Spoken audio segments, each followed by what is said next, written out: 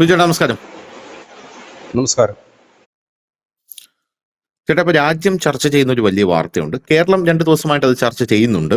News India മലയാളമാണ് അത് കേരളത്തിലേക്ക് എത്തിച്ചത്. കാരണം നമ്മളാണ് ആ വാർത്ത ആദ്യമായിട്ട് ഓൺലൈനിലും സാറ്റലൈറ്റിലും ആദ്യമായിട്ട് നമ്മളാണ് ആ വാർത്ത കൊടുക്കുന്നത്. ആ വാർത്ത കൊടുത്തപ്പോൾ അത് കേരളം ഇത്ര ഗംഭീരമായിട്ട് ചർച്ച ചെയ്യും എന്ന് ഞാൻ വിചാരിച്ചില്ല. പ്രത്യേകിച്ച് ഇൻസ്റ്റാഗ്രാമിലൊക്കെ ഈ വാർത്ത ഒരു തരംഗമായി മാറിക്കൊണ്ടിരിക്കുകയാണ്. സംഭവം എന്ന് പറഞ്ഞാൽ നമ്മുടെ നാട്ടിൽ പ്രത്യേകിച്ച് രാജ്യ തലസ്ഥാനത്ത് നിന്നും 60,000 കുട്ടികളെ കാണാതായിരിക്കുകയാണ്. 60,000 കുട്ടികൾ, ചെറിയ കണക്കൊന്നുമല്ല. നമ്മൾ ഇതിനു മുമ്പേ കേട്ട ഒരു വലിയ കണക്കെന്ന് പറയുന്നത് ധർമ്മസ്ഥലയാണ്. ധർമ്മസ്ഥലയിൽ നിന്ന് ഇത്ര ആൾക്കാരെ കാണാതായിട്ടുണ്ട്, അവരെ എല്ലാവരെയും ക്ഷേത്രത്തിൽ കുഴിച്ചിട്ടിരിക്കുന്നു എന്നുള്ള റിപ്പോർട്ടുകളാണ് നമ്മൾ കണ്ടത്. പക്ഷെ ഇവിടെ 60,000 കുട്ടികളെ കാണാതായിരിക്കുന്നു. 2026 തുടങ്ങി 27 ദിവസത്തിന് ശേഷം 807 പേരെ കാണാതായി എന്ന റിപ്പോർട്ടുകളാണ് പുറത്തു വരുന്നത്. 27 ദിവസത്തെ കണക്കുകൾ മാത്രമാണ്. അതായത് പ്രതിദിനം ശരാശരി 27 പേരെ കാണാതെ പോകുന്നു എന്നുള്ളതാണ്. അപ്പോൾ ഇത് വലിയൊരു രാഷ്ട്രീയ ആയുധമാക്കി നമ്മുടെ നാട്ടിലെ മാധ്യമങ്ങളും പിന്നെ ഇൻസ്റ്റാഗ്രാമിലെ ചില ക്ഷുദ്രശക്തികളൊക്കെ എടുത്തിട്ടുണ്ട്. പ്രധാനമായിട്ടും എപ്സ്റ്റീൻ ഫയൽസ് ഒക്കെ പുറത്തിറങ്ങിയ സമയത്ത് ഇത് വളച്ചൊടിക്കപ്പെടുന്നുണ്ട്. 60,000 പേരെ കാണാതായി, അതിൽ കുട്ടികളുണ്ട്. ഇത് കൊച്ചു കുട്ടികളാണ്. എപ്സ്റ്റീൻ ഫയൽസിൽ നോക്കൂ. എപ്സ്റ്റീൻ ഫയൽസിൽ കൊച്ചു കുട്ടികളുമായിട്ടുള്ള ലതിവൈകൃതത്തിൽ ഏർപ്പെടുന്ന ആൾക്കാരെയാണ്. അപ്പൊ ഇന്ത്യയിൽ നിന്നും കുട്ടികൾ പോകുന്നുണ്ടോ, നരേന്ദ്രമോദിയുടെ പേരും എപ്സ്റ്റീൻ ഫയൽസിലുണ്ട് എന്നൊക്കെ പറഞ്ഞ് ഒരു പുകമറ സൃഷ്ടിക്കുകയാണ് ഇങ്ങനെ മൊത്തത്തിൽ ഇവരെന്ന് പറയുന്നത്. പക്ഷെ ഇതില് ഏറ്റവും വലിയൊരു ട്വിസ്റ്റ് എന്ന് പറയുന്നത് ഈ കാണാതെ പോകുന്നവരെ കണ്ടെത്തുന്നുണ്ട് എന്നുള്ളതാണ് കേട്ടോ. ഈ 60,000 പേരെ കാണാതെ പോയി എന്ന് നമ്മൾ പറയുമ്പോഴും ഈ 60,000 പേരിൽ 60,000 എന്ന് പറഞ്ഞാൽ ഞാനൊരു റൗണ്ട് കണക്ക് പറഞ്ഞതാണ്. ഇത് 5,559 അതായത് 5,559 ആൾക്കാരെയാണ് കാണാതായിട്ടുള്ളത്. ഇതിൽ 695 കുട്ടികളുണ്ട് എന്നുള്ളതാണ് നമ്മൾ മനസ്സിലാക്കേണ്ട കാര്യം. 53,763 പേരെ കണ്ടെത്തി കഴിഞ്ഞു ഈ 60,000 പേരിൽ. ഇനി ഈ 60,000 പേര് എപ്പോഴാണ് കാണാതെ പോയത്? ഒരു വർഷമോ അങ്ങനെയല്ല കാണാതെ പോയിരിക്കുന്നത്. ഇതൊരു വലിയ ടൈം പീരീഡിന്റെ ഇടയിൽ ഡൽഹി നഗരം വിട്ട് ഓടിപ്പോയിരിക്കുന്ന ആൾക്കാരെ കുറിച്ചാണ് പറയുന്നത്. ഇപ്പോൾ ഈ വാർത്തയിൽ വളരെ രസകരമായിട്ട് എനിക്ക് തോന്നി. ഞാൻ ബിജുചേട്ടനോട് പറയുകയും ചെയ്തു. അതായത് ഈ വാർത്ത നമ്മൾ കൊടുത്തു കഴിഞ്ഞ് ഞാൻ ചേട്ടനെ വളരെ ആകാംക്ഷയോട് വിളിച്ചു പറഞ്ഞു, ചേട്ടാ ഇങ്ങനെ ഒരു വാർത്ത ഉണ്ട്, അത് ഞാൻ കൊടുത്തിട്ടുണ്ട്. അടുത്ത ദിവസമായപ്പോൾ ഡൽഹി പോലീസ് ഒരു ട്വീറ്റ് ഇട്ടിരിക്കുന്നു, വ്യാജ വാർത്ത പരത്തുന്നവന്മാരെ പിടിച്ചകത്തിടും എന്ന് പറഞ്ഞുകൊണ്ട് ഒരു ട്വീറ്റ് ഡൽഹി പോലീസ്. അതിനുശേഷമാണ് കേരളത്തിലെ മാധ്യമങ്ങൾ ഈ വാർത്ത ഏറ്റെടുത്തത് എന്നുള്ളതാണ് ഏറ്റവും വലിയ. അപ്പം എന്താണ് ഇതിന്റെ സത്യാവസ്ഥ? ഇത് യഥാർത്ഥത്തിൽ നമ്മുടെ നാട്ടിൽ എന്താണ് സംഭവിക്കുന്നത്? ഇതിന്റെ പിന്നിൽ വലിയ മാഫിയയും ഉണ്ടോ? പോലീസ് എന്താണ് പറയുന്നത്? യഥാർത്ഥത്തിൽ നമ്മുടെ മെട്രോപൊളിറ്റൻ നഗരങ്ങളിൽ നിന്ന് ഇത്തരത്തിലുള്ള ആൾക്കാരെ കാണാതെ പോകുന്നത് എങ്ങോട്ടാണ്? പോലീസ് എന്താണ് പറയുന്നത്? ഇത് ഈ കാണാതെ പോകുന്നു എന്നൊരു വാർത്തയ്ക്ക് പുതുമയുണ്ടോ എന്ന് ചോദിച്ചാൽ വലിയ പുതുമയില്ലെന്ന് നമുക്ക് പറയേണ്ടി വരും. നമ്മുടെ ഈ രാജ്യത്ത്, നമ്മുടെ ഈ കൊച്ചു കേരളത്തിൽ പോലും ഈ കാണാതെ പോയവരുടെ ഒരു കണക്കെടുക്കാമെന്നുണ്ടെങ്കിൽ, അതായത് പോലീസിന്റെ കയ്യിൽ നിന്ന് കാണാതെ പോയവരുടെ ഒരു ലിസ്റ്റ്, അതായത് കുറെ വർഷങ്ങളായിട്ട് ഒരു 5 വർഷത്തെ ലിസ്റ്റ് നമ്മൾ പരിശോധിക്കാമെങ്കിൽ അത്യാവശ്യം നല്ല സംഖ്യ തന്നെ കാണും. അതിൽ പല പല കാരണങ്ങൾ തന്നെയുണ്ട്. ഒന്ന്, ഈ എന്താണ് അവിടെ സംഭവിക്കുന്നതെന്ന് നോക്കാം. ഈ ആലപ്പുഴയിൽ നിന്ന് ഒരു കൊച്ചു ചെറുക്കൻ പയ്യൻ മുറ്റത്ത് നിന്ന് കളിച്ചോണ്ടിരുന്നപ്പോൾ കാണാതെ പോയി. ആ കേസ് പിന്നീട് ക്രൈംബ്രാഞ്ചും CBIയും എല്ലാവരും അന്വേഷിച്ചിട്ടും ആ കുട്ടി അവിടെ നിന്ന് ഇതുവരെ കണ്ടെത്താൻ കഴിഞ്ഞിട്ടില്ല. അത് പഴയ ഒരു കാര്യം. ഇങ്ങനെ അപ്രത്യക്ഷമാകുന്നവരുമുണ്ട്, അല്ലാത്തവരുമുണ്ട്. ഇത് എല്ലായിടത്തും ഉണ്ട്. പക്ഷെ ഇത് കുറച്ചുകൂടി കൂടുതൽ നഗര കേന്ദ്രീകൃതമായ ഭാഗത്താണ്. ഇതിനകത്ത് 2-3 കാര്യങ്ങൾ എന്ന് പറഞ്ഞു കഴിഞ്ഞാൽ, ഈ ഫ്ളാറ്റുകൾ കേന്ദ്രീകരിച്ച് താമസിക്കുന്ന, ഇല്ലെങ്കിൽ ചെറിയ ചെറിയ ഗല്ലികളിൽ താമസിക്കുന്ന ഒരുപാട് പേരുണ്ട്. ഗ്രാമപ്രദേശങ്ങളെ അപേക്ഷിച്ച് സിറ്റികളിലേക്ക് വരുമ്പോഴേക്കും ഇടതൂർന്ന കെട്ടിടങ്ങൾക്കുള്ളിൽ താമസിക്കുന്ന ഒരുപാട് പേരുണ്ട്. അവരവിടുന്ന് അങ്ങോട്ടും ഇങ്ങോട്ടും ജോലി തേടി പോകുന്നവരുണ്ട്, ഇല്ലെങ്കിൽ മറ്റു തരത്തിൽ പോകുന്നവരുണ്ട്, ആത്മഹത്യ ചെയ്യുന്നവരുണ്ട്. നമുക്കറിയാം, ദില്ലിയിലായാലും ബോംബെയിലായാലും ജോലിക്കായി എത്തുന്നവരുടെ വലിയൊരു സ്വപ്നം എന്ന് പറയുന്നത് ഇന്ത്യയല്ല, പകരം ഗൾഫ് രാജ്യങ്ങളോ ഇല്ലെങ്കിൽ മറ്റിടങ്ങളിലോ ആയിരിക്കാം. അപ്പം അത്തരത്തിലേക്ക് ജോലി തേടി പോകുന്നതിന് വേണ്ടിയിട്ട് ഒരു വലിയ വിഭാഗം എത്തുകയും, നമ്മൾ മുൻപൊക്കെ അറിഞ്ഞിരുന്നു, ഈ ജോലി തേടി വരുന്ന ബോംബെയിലും മറ്റുമൊക്കെ പണ്ട്, ഇപ്പോഴങ്ങനെ ഇല്ല, മുമ്പ് എത്തുന്ന പലരും വേശ്യാലയങ്ങളിലേക്ക് പോകുന്നു, റെഡ് സ്ട്രീറ്റിലേക്കൊക്കെ പോകുന്ന പെൺകുട്ടികൾ അത്തരത്തിലേക്ക് എത്തപ്പെടുകയാണ്. അപ്പം അങ്ങനെ പോകുന്ന ഒരു കണക്കുണ്ട്. അത് കൂടാതെ തന്നെ ഇതൊക്കെ പഴയ കാര്യമാണ് ഈ പറയുന്നത്.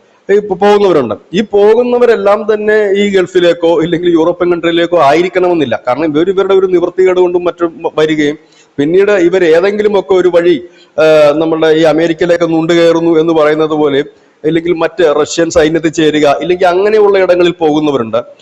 മറ്റൊന്ന്, ഈ ഇപ്പം നമുക്കറിയാവുന്ന ഒരാൾ, ഇത് കൂടുതലും ഈ പരാതി വരാൻ കാരണം മിസ്സിംഗ് കേസുകളായിട്ട് ഈ പരാതി റിപ്പോർട്ട് ചെയ്യപ്പെടുകയാണ്. ഒരാളെ കാണുന്നില്ല, 24 മണിക്കൂറിനകം നമ്മളത് കാണാതായി കഴിഞ്ഞാൽ മിസ്സിംഗ് ആയിട്ട് നമ്മളത് റിപ്പോർട്ട് ചെയ്യപ്പെടും.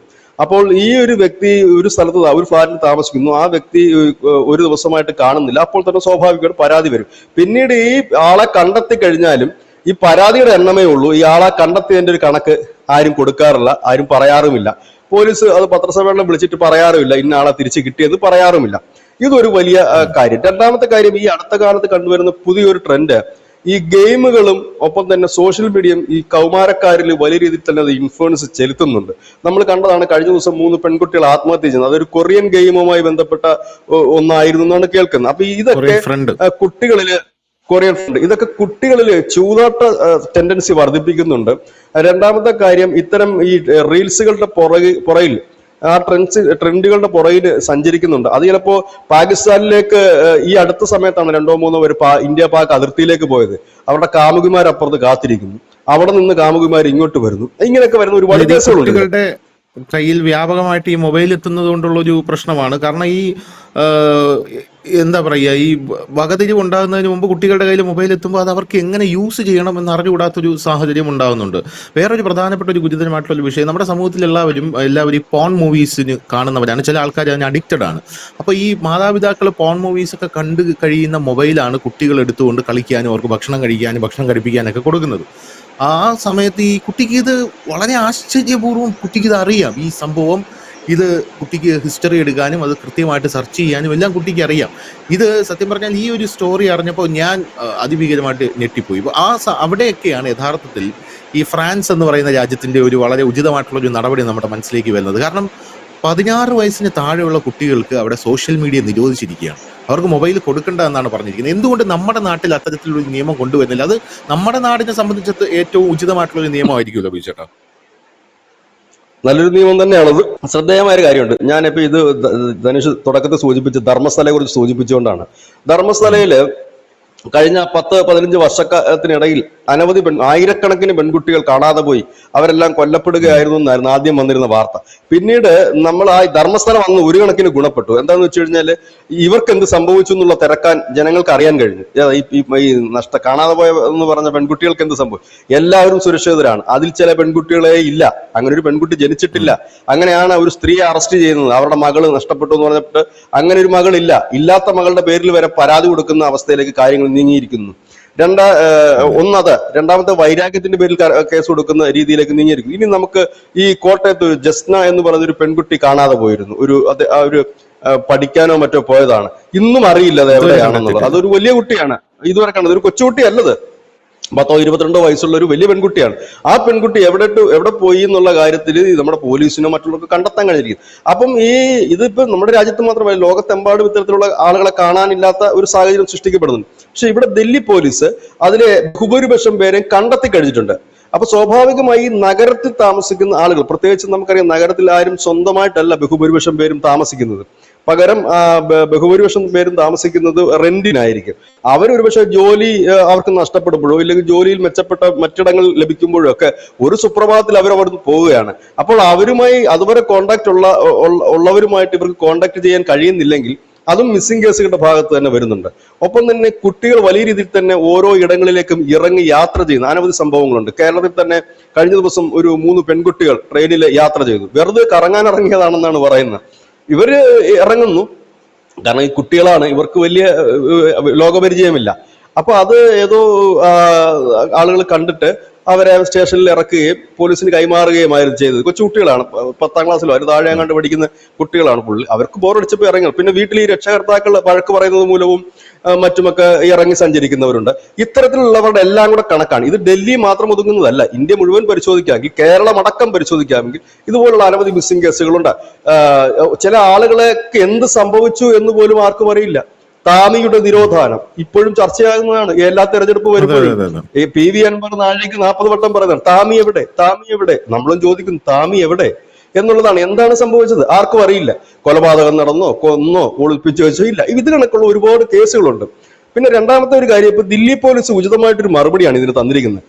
അവര് പറയുന്നത് ഈ നഗര കേന്ദ്രീകൃതമായിട്ടുള്ള ഭാഗങ്ങളിൽ നിന്ന് ഇങ്ങനെ പോകുന്നുണ്ട്. അതിൽ ബഹുഭൂരിപക്ഷം പേരെ തങ്ങൾ കണ്ടെത്തുന്നുണ്ട്. ഒരു ദിവസം ശരാശരി 9 പേരെ വെച്ച് കണ്ടെത്തുന്നുണ്ട് എന്നാണ് ദില്ലി പോലീസ് പറയുന്നത്. അത് ചെറിയൊരു സംഖ്യയല്ല. ഒരു ദിവസം 9 പേരെ വെച്ച് കണ്ടെത്തുക എന്ന് പറഞ്ഞാൽ ചെറിയൊരു കാര്യമല്ല.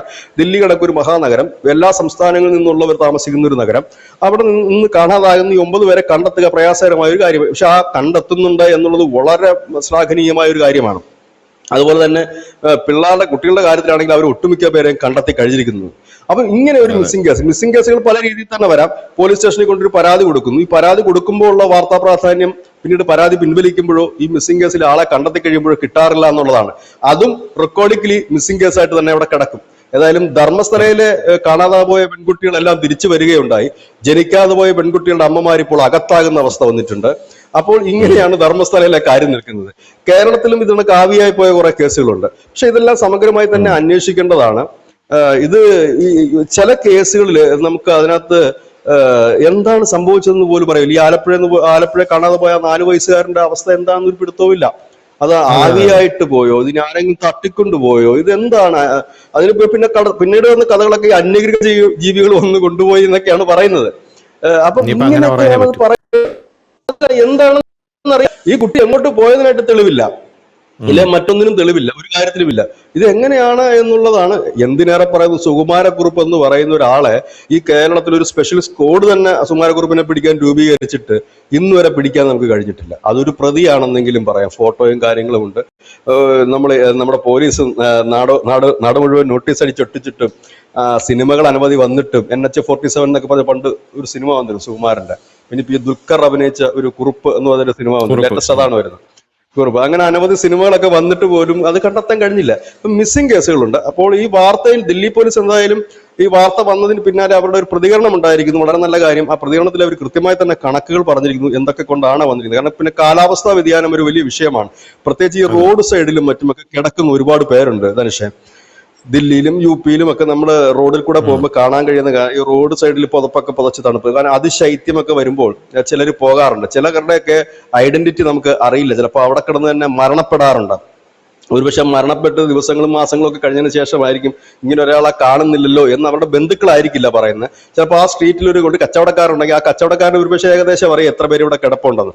ആ കച്ചവടക്കാരൻ കുറച്ച് ദിവസം കഴിയുമ്പോഴായിരിക്കും പറയുന്നത് ഇങ്ങനെ ഒരാളെ കാണുന്നില്ലല്ലോ എന്നുള്ളത്. അതും ഒരു മിസ്സിംഗ് കേസായിട്ട് അവിടെ ചേർക്കപ്പെടും. കാരണം ഏതെങ്കിലും ഒരു അജ്ഞാത ബോഡി കിട്ടുകയാണെങ്കിൽ ഇയാളാണോ അതൊന്ന് പരിശോധിക്കാനും കഴിയുന്നതിന് വേണ്ടിയിട്ടാണ്. അപ്പൊ അങ്ങനെയൊക്കെ ഉള്ളതാണ് ഈ മിസ്സിംഗ് കേസുകളുടെ എണ്ണം. ഏതായാലും ആ എണ്ണം ഒരു വർഷങ്ങളായിട്ടുള്ളൊരു എണ്ണമാണ് 60,000 എന്ന് കൊടുത്തിരിക്കുന്നത്. ആ എണ്ണത്തിൽ ഏതാണ്ട് ബഹുഭൂരിപക്ഷം പേരെയും കണ്ടെത്താൻ കഴിഞ്ഞു എന്നുള്ളത് പോലീസിനെ സംബന്ധിച്ച്, ദില്ലി പോലീസിനെ സംബന്ധിച്ച് അഭിമാനകരമായ ഒരു നേട്ടമാണ്. ഇത് പക്ഷേ എനിക്ക് തോന്നുന്നു വരും ദിവസങ്ങളിൽ കൂടുതൽ സംസ്ഥാനങ്ങളിൽ നിന്നും കൂടുതൽ കണക്കുകൾ എത്താനും അതിനൊരു ക്ലാരിറ്റി വരുത്താനും പോലീസ് ഒരുപക്ഷെ ശ്രമിച്ചേക്കും. ഇല്ലെങ്കിൽ പോലീസിന് മുകളിൽ അതൊരു കറുത്ത നിഴലായി നിൽക്കും. കാണാതെ പോയവർ എന്താണ് എങ്ങനെയാണെന്നുള്ളത്. കാരണം അവർ തിരിച്ചു കൊണ്ടുവരുന്നതിനെ കുറിച്ചുള്ള എണ്ണം ആരും അറിയുന്നില്ല. അപ്പൊ അതുകൊണ്ട് എനിക്ക് തോന്നുന്നു എല്ലായിടത്തും പോലീസ് ചെയ്യും. കേരളത്തിലും അത് ഉടനടി ചെയ്യണമെന്നാണ് പറയാനുള്ളത്. കാരണം കുറഞ്ഞ പക്ഷം ഈ താമിയുടെയും ജസ്നയുടെയും കഥയൊക്കെ കൂടെ അറിയണം. ഇതെന്താണ്, എവിടെയാണ്, എങ്ങനെ ആലപ്പുഴയിലെ കൊച്ചി ചെറുക്കന്റെ കാര്യമൊക്കെ അറിയേണ്ടതായിട്ടുണ്ട്.